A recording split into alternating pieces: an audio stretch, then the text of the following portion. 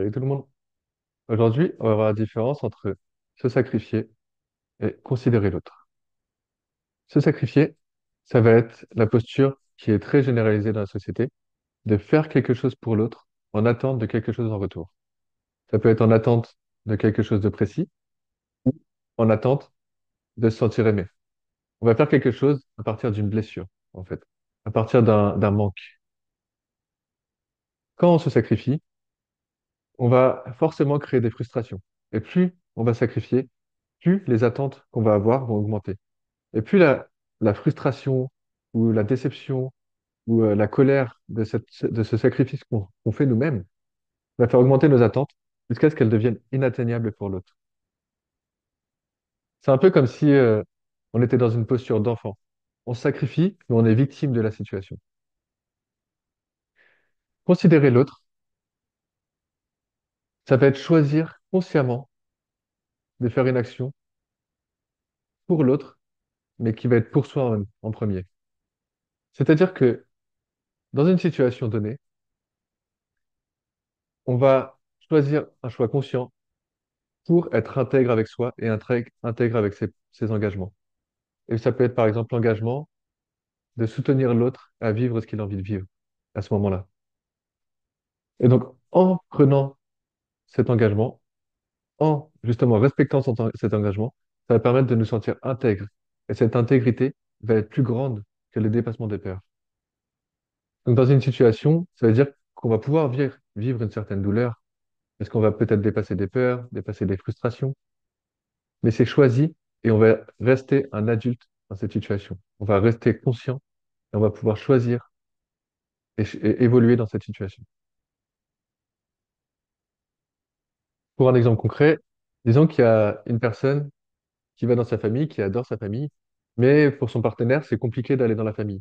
Elle se sent pas très bien, elle a envie de, elle se sent mal à l'aise en fait dans sa famille.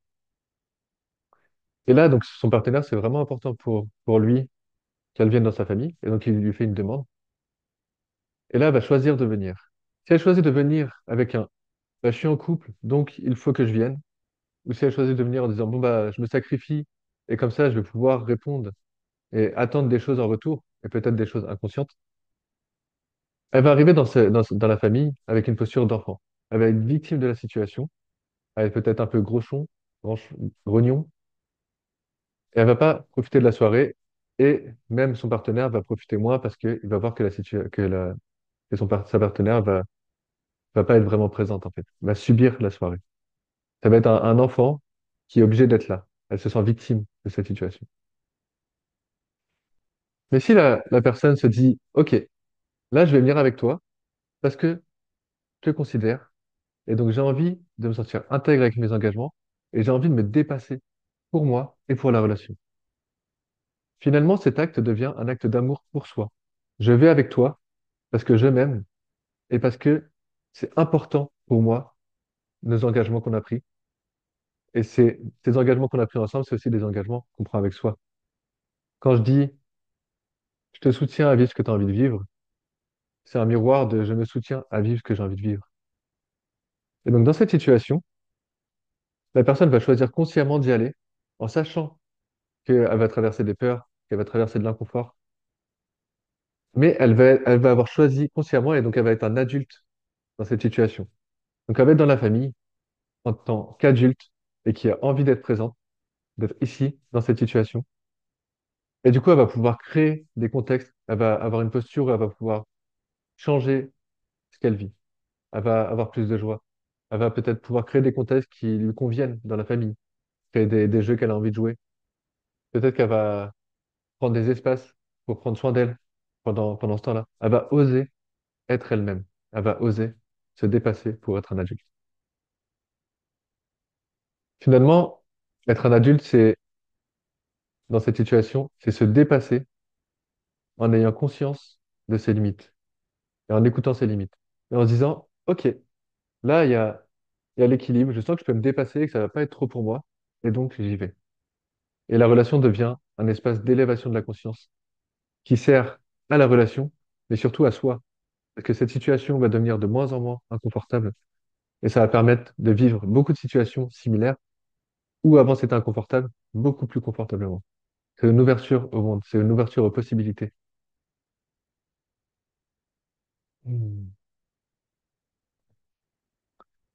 Et considérer l'autre, ça peut être en répondant à ses demandes, mais ça peut être aussi en renonçant à des choses.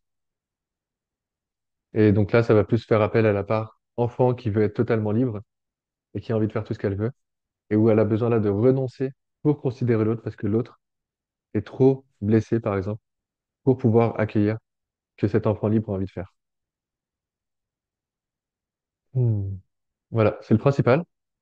Merci beaucoup.